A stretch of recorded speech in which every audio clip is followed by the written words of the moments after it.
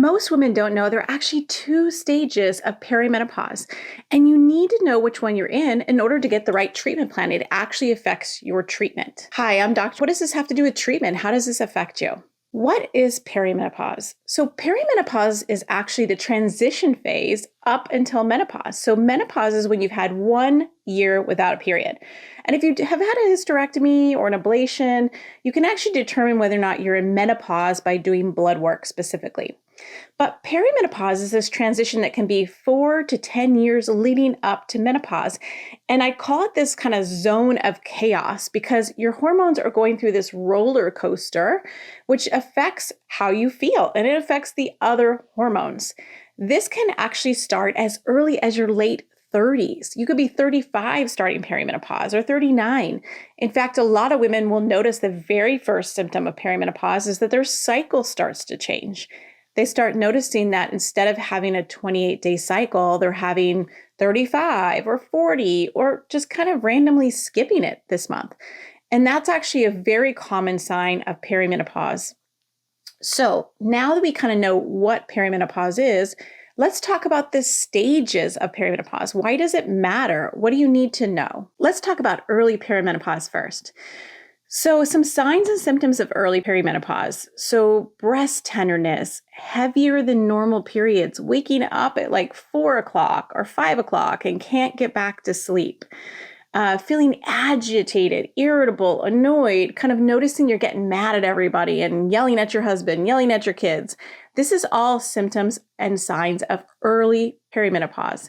And you could be having a normal, regular cycle. So your cycle could still be 28 to 30 days, but you're starting to experience these symptoms and definitely more prominent in the second half, in the luteal phase. So why is this happening? Well, when you go through perimenopause, essentially the lack of follicles that are able to be developed because you're now having less and less follicles available, because when we're born, we have the eggs that we're going to have for our entire life. So when we get it into a certain stage, then we just stop recruiting those eggs to be able to be ovulated. So this lack of ovulation causes low progesterone production or no progesterone production. And progesterone is this hormone in your body that helps you get to sleep, stay asleep. It helps calm you down. There are other hormones that are kind of getting you excited, and progesterone calms you down. It's a very calming hormone in general. So you start experiencing symptoms of low progesterone. Things like heavy periods, because the uterus is being thickened by estrogen and progesterone is not there to kind of calm it down and say, stop, we don't need a shag carpet, we need a Berber carpet. If you're old enough, you know what shag carpet is. You're probably watching this video right now. So basically, when you have thickening of the uterus and progesterone is not there to say, calm down, stop making this so thick, then you end up having heavier periods. You get woken up at 3 o'clock or 4 o'clock or 5 o'clock in the morning because, again, progesterone works with the GABA receptors to calm the brain down, to get you to sleep, to stay asleep. So when you don't have this, you wake up and you can't get back to sleep. It also doesn't, without progesterone, you don't have that calming effect. So women notice they're more anxious, irritable, panic attacks more often.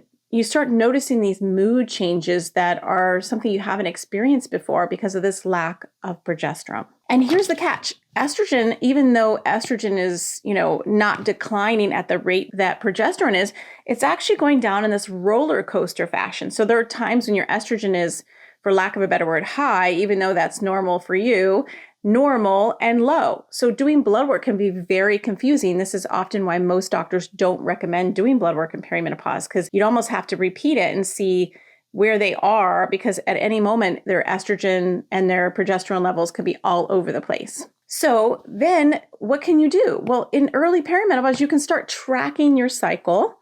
There are fantastic apps that you can help track your cycles and start tracking your symptoms and figuring out where are they occurring in your cycle. Are they in the early part, late part? What symptoms are you having? What are the things that you're going through? And you can bring that information to your doctor, because then they know what type of hormone replacement therapy, if you choose to use so, that would be personalized and make sense for what stage that you're in. Also, there are options that are non-hormonal as well. Check out my video about non-hormonal options for perimenopause. But basically, you need to know that you're in this early phase of perimenopause so that you're not given stuff that's not going to work.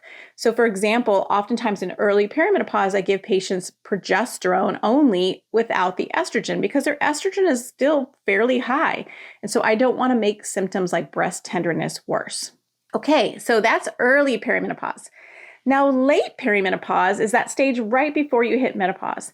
And late perimenopause, usually that's when your cycle starts to change. You start noticing shortening of your cycle and then lengthening of your cycle because now estrogen is involved. And estrogen is what thickens the uterus, right? And progesterone kind of says, pause, this is good enough.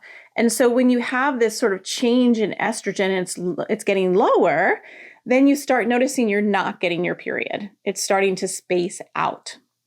And when this starts to happen, you also start experiencing symptoms of low estrogen. And those can include hot flashes, night sweats, like just feeling hot, like you just want to take your covers off at night, vaginal dryness, recurrent UTIs, vaginal infections, skin changes. You start noticing wrinkles and start noticing changes in your skin. You start having symptoms of brain fog or, why did I go in this room? What happened when what was that kid's name in high school? I know. So you start noticing the estrogen's effect because estrogen's starting to decline and get low enough that eventually both estrogen and progesterone are low enough and you don't get a period at all. And that is officially menopause. So why this matters is because if you're starting to be in late perimenopause, you may benefit from estrogen because your estrogen is low. So it matters which stage that you are in because you wouldn't want to start somebody on estrogen and progesterone right away and they just started experiencing perimenopause because they might actually have symptoms related to too much estrogen. So it's important that you know what stage, early versus late.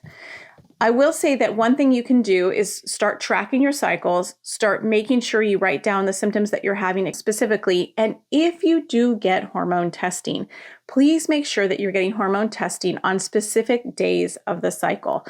And make sure that you are seeing a provider who knows how to interpret those specific days of your cycle. Because it doesn't do you any good if you're getting a random estrogen and progesterone level and you don't have it coordinated with a certain day to know what is actually normal. Because if you look at this menstrual cycle graph right here, you can see there's a big difference between your estradiol in day 4 or 5 versus day 26. And certainly on day 10 to 12, you can see it goes up. And so you have to know which day of the cycle when you get your blood work. So those are the symptoms of early versus late. So let's just recap. So you might be in early perimenopause if you're experiencing can't get to sleep, can't stay asleep, agitation, anxiety, but regular cycles.